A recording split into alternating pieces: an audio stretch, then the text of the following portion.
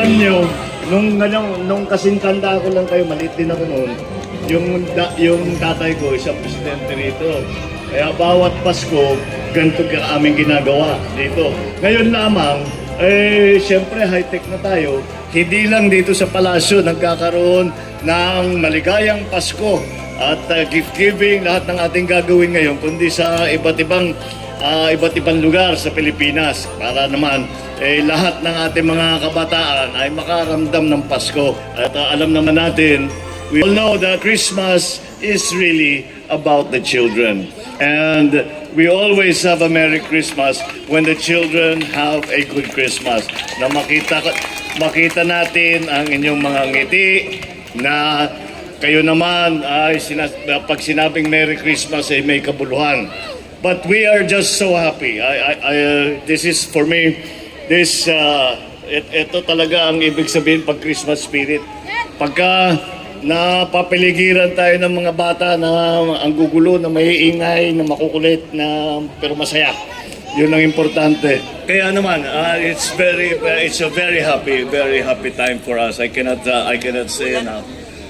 Because siguro masasabi natin ito ay malaking kaibahan sa aming ginagawa ng araw-araw na seryosong trabaho. Ito, puro katuwaan, puro saya. Dahil nga, andyan yung ating mga kabataan, andyan sila. At napibigyan naman natin just for a few days a very good feeling na silang lahat ay iniisip natin at inaalagaan natin at tinitiyak natin na lahat ng ating mga kabataan ay maging masaya sa Pasko. So Merry Christmas sa inyong lahat. Maraming salamat doon sa mga tumutulong sa mga bata, those who are taking care of these children. We have to say, we take care of the children only pag Pasko. Kayo, nandiyan kayo all year round, every year. So maraming salamat dahil ito naman, ito yung bahagi ng ating lipunan na pinakamamahal natin. Alam naman natin yun. Kaya ito yung inyong ginagawa na pagmamahal, pag-alaga sa kanila ay napakahalaga, napaka-importante.